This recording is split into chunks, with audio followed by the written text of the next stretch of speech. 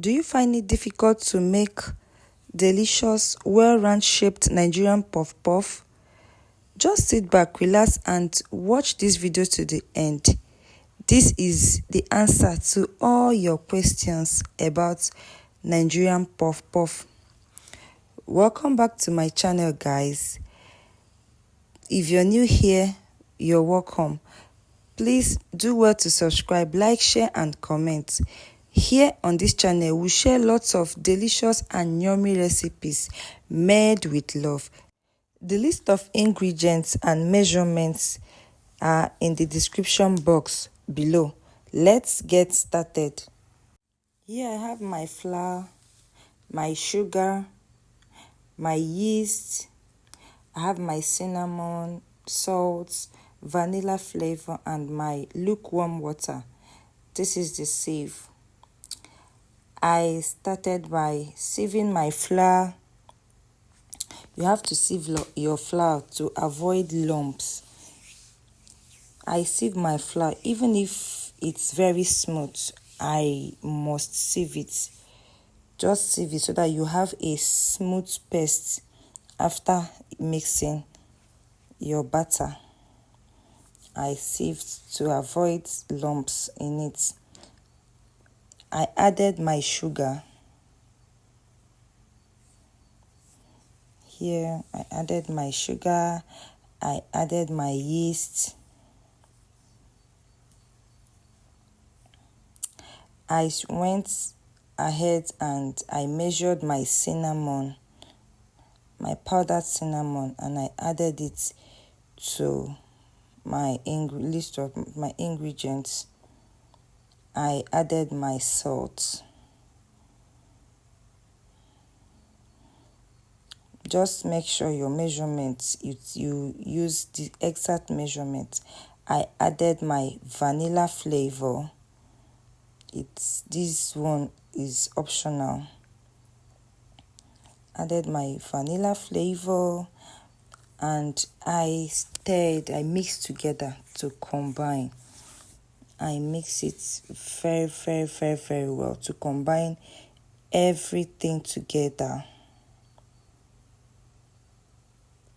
This thing is best mixed with your hands. Just wash your hand, dry it, then you mix it. It's best mixed with your hands to give you that smooth paste.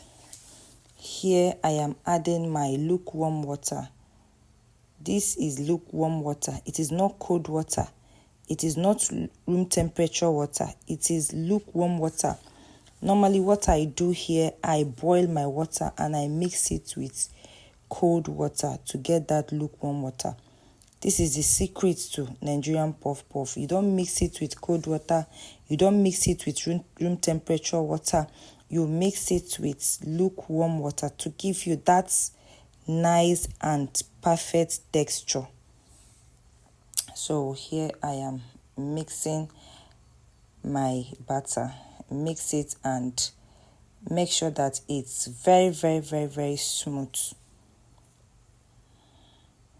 If you don't mix it well, it won't give you that nice texture that you're looking for, and it might affect the outcome. You see the texture, this is it. It's not too watery and is not too thick. This is just the perfect way I like it. Here I cover and allow it to rise. I cover it for 45 minutes.